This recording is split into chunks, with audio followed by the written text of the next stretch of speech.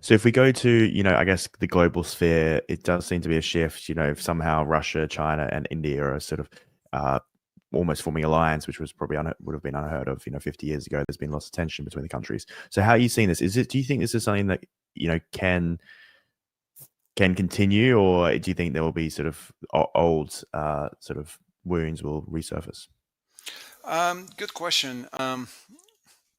Look, when it comes to foreign policy, I'm a firm believer in Lord Palmerston's quote that when it comes to foreign interests, there's no permanent friends or allies, just permanent interests. And if you're the reality is that yes, historically there was a lot of tensions between Russia and China, but that seems to have abated in the past decade or so. Uh, there's always been great friendship between India and Russia, so that's not an issue. And there's always been a lot of tensions between China and India. Unsettled borders, uh, problem with China supporting Pakistan. Um, problem with China's invasion of Tibet, like lots of contentious points. Having said that, going back to this notion of permanent interests, and the hug that we saw in Tianjin between Modi, Xi, and Putin, literally holding hands and singing "Kumbaya" together. Um, the reality is, if you unite these three economies, you have the making of a boom of absolutely epic proportions. You know, Russia today is the world's cheapest producer of commodities. China has the cheapest cost of capital and will likely continue to have it for the next 10 to 20 years. Produces very competitive consumer goods and produces extremely attractively priced capital goods. In fact, more attractively priced than anywhere else. So you put these three things together, and India has the cheapest cost of labor. Um, so you put the cheap labor with the cheap commodities, the cheap capital goods, and the cheap cost of capital, and you've got the making of a boom of absolutely epic proportions. And the reality is that if you're Russia, if you're China, if you're India, what are you, this is one offer on the table. Um, let's do more stuff together and grow together and benefit together. That's one option. What's the other option on the table? Going back to the idea of permanent interests.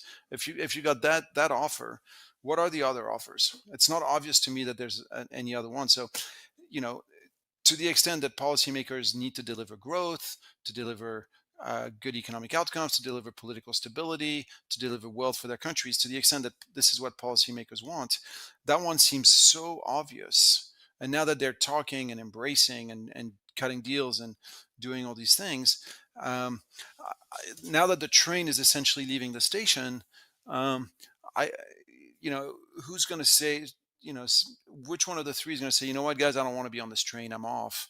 Uh, I want to get off this train because I've got something better to do elsewhere. You know, does that make sense? It doesn't to me. So I think that we saw the train leave the station, and here's where it gets interesting: is if this is the next big trend in the world, if this like the next big macro trend, where the growth will come from, will be that integration of these three massive economies, because you're talking the second, uh, the fourth, and the fifth biggest economies in the world integrating more. Um, if this is the path we're going down, um, you take the 30 biggest market caps in the world, and out of the 30 biggest market caps in the world, 24 are American companies, and have very little to play for in this new huge macro trend. One of them is Saudi Aramco. They'll do fine with this trend. Alibaba and Tencent will do fine. ICBC will do fine. ASML, they might do okay as well.